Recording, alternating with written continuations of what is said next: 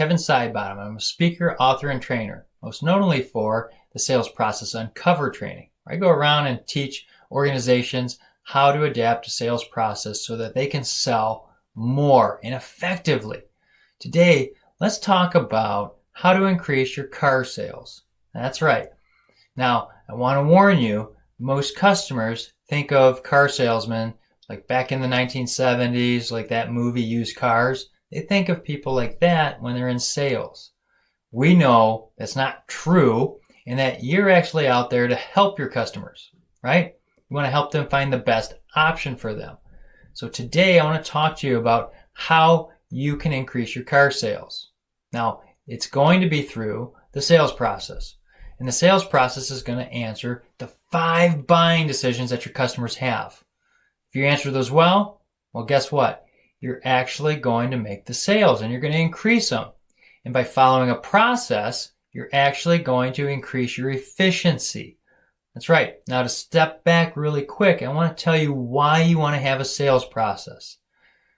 Now, Navy SEALs are like the elite of the elite members and operators in the military. Everybody looks up to these guys. Well, here's a secret about Navy SEALs. They actually follow a process. That's why they're so successful. No, they're not Harvard graduates, all of them. Some of them are simple guys, they'll tell you. But they follow a process. They practice, they go through and understand where they got hung up, and they come back and practice again. And they go through and see where they got hung up, and they go practice again. And they practice and practice and practice until it becomes muscle memory. So when they get out and go and do their mission, they're super successful. In sales, you gotta have a sales process because you need something you can just repeat over and over again and increase your sales. And here's the deal. When you do this, you actually become more efficient, just like working out. The more you do it, the more efficient you get and the less weight you're carrying. So let's answer the 5 buying decisions. Buying decision number 1 is the salesperson. You and me. That's right. If we want to answer the sales process number 1 right, we need to make sure we're building rapport.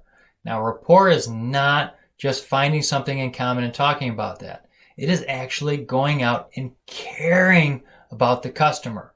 Caring so much that you want to help them. And when they know that you're actually out there to help them, they're going to buy from you. Because here's the deal. They're asking 3 questions as soon as they meet you.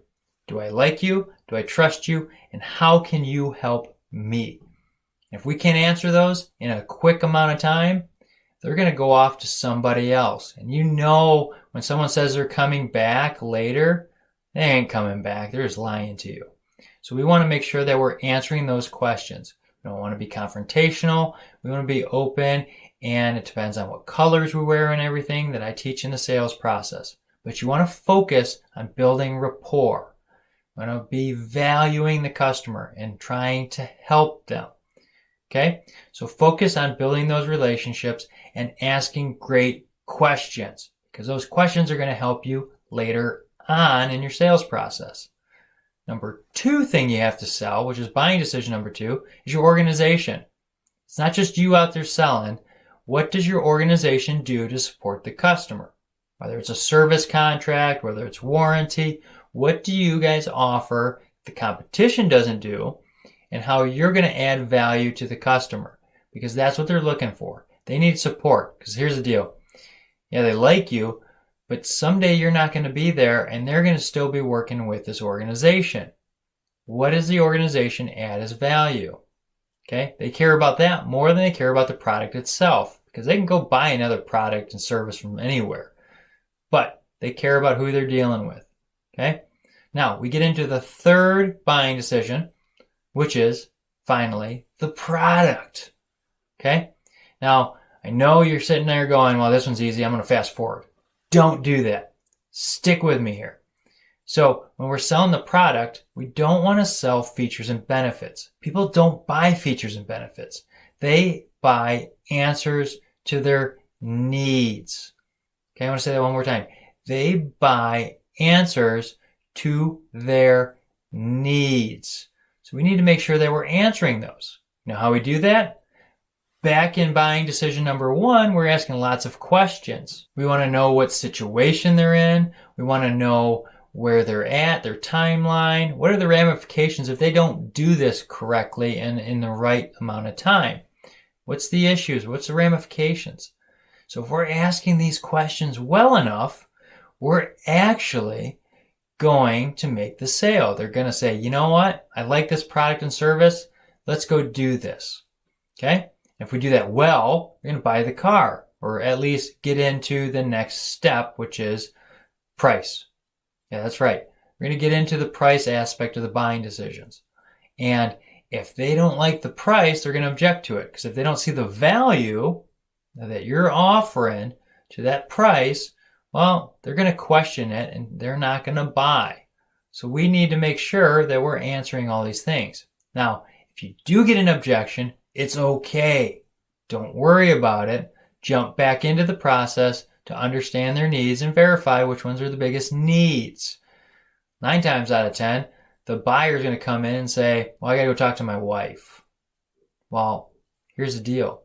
You need to make sure you got all the people on the bus that are going to sell. So that way you can do this well. So work that into your process.